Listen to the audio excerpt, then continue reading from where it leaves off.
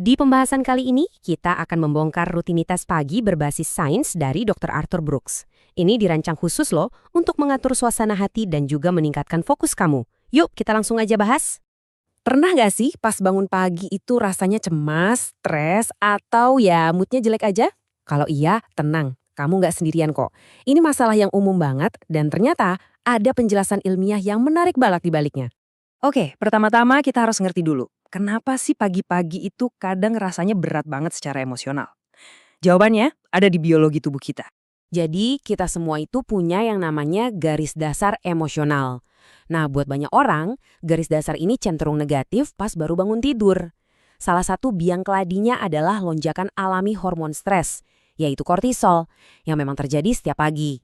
Nah, ini nih yang seru banget. Dr. Brooks mengelompokkan orang ke dalam 4 profil emosional ini. Dia sendiri memaku sebagai ilmuwan gila, yaitu orang yang punya perasaan positif dan negatif yang sama-sama kuat. Artinya, dia harus proaktif banget buat ngatur emosinya yang intens itu, supaya nggak malah mengacaukan harinya. Ini poin yang penting banget buat diingat. Protokol ini tujuannya bukan untuk menghilangkan perasaan negatif. Itu nggak mungkin. Tujuannya adalah untuk ngasih kita alat buat mengelola perasaan-perasaan itu secara efektif. Jadi kita yang pegang kendali, bukan sebaliknya. Nah, ini dia nih. Kerangka kerjanya, 6 langkah yang saling nyambung untuk menciptakan kondisi neurokimia yang paling pas buat menaklukkan hari kamu. Yuk kita bedah satu persatu.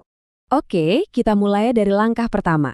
Yang mungkin kedengarannya paling susah ya, tapi ada alasan kuat di baliknya, baik dari kearifan kuno maupun dari sains modern. Konsep ini asalnya dari kearifan Veda kuno. Idenya adalah ada satu periode waktu khusus sebelum matahari terbit yang bagus banget untuk kejernihan mental dan kreativitas.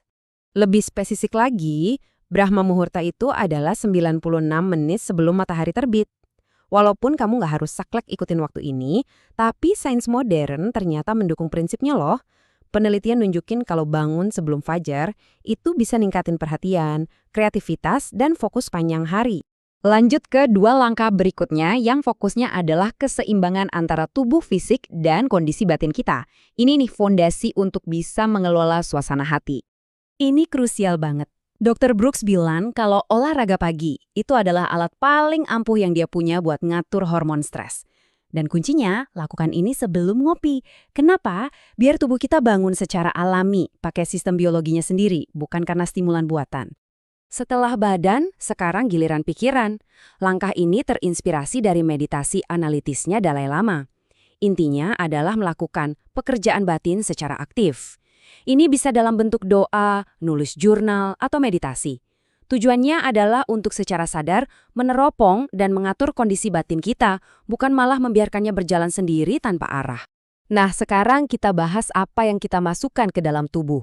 Ternyata, waktu dan jenis asupan itu sangat mempengaruhi kimia otak kita sepanjang hari loh. Slide ini ngejelasin dengan gamblang banget kenapa menunda ngopi selama sekitar 3 jam setelah bangun itu efeknya luar biasa. Gini, pas kita bangun, otak kita itu penuh sama zat kimia namanya adenosin. Ini yang bikin ngantuk. Kalau kita langsung ngopi, kafein cuma ngeblok reseptornya sementara. Nanti siangnya, adenosin yang numpuk itu bakal nyerang balik dan bikin kita crash atau lemas. Tapi kalau kita tunggu, adenosinnya bersih dulu secara alami, jadi kopi benar-benar bisa ngasih dorongan energi yang lebih stabil dan tahan lama. Sarapannya Dr. Brooks ini simple banget, tapi dirancang dengan sangat strategis. Ini adalah sarapan tinggi protein yang khusus dibuat untuk mengatur suasana hati. Dan ini dia alasannya. Makanan kayak yogurt Yunani dan protein whey itu kaya akan asam amino triptofan.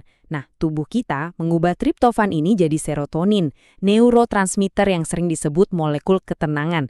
Jadi, sarapan ini secara langsung melawan rasa cemas di pagi hari. Keren kan? Akhirnya kita sampai di langkah pamungkas. Ini adalah tujuan akhir dari semua persiapan yang udah kita lakukan dari tadi. Jadi, kelima langkah pertama itu sebenarnya bukan tujuan akhir, tapi fondasinya. Semua itu dilakukan untuk menciptakan kondisi mental dan biologis yang sempurna, supaya kita bisa masuk ke keadaan mengalir atau flow state. Di kondisi inilah kita bisa ngerjain tugas-tugas terbaik kita dengan fokus yang dalam dan tanpa gangguan.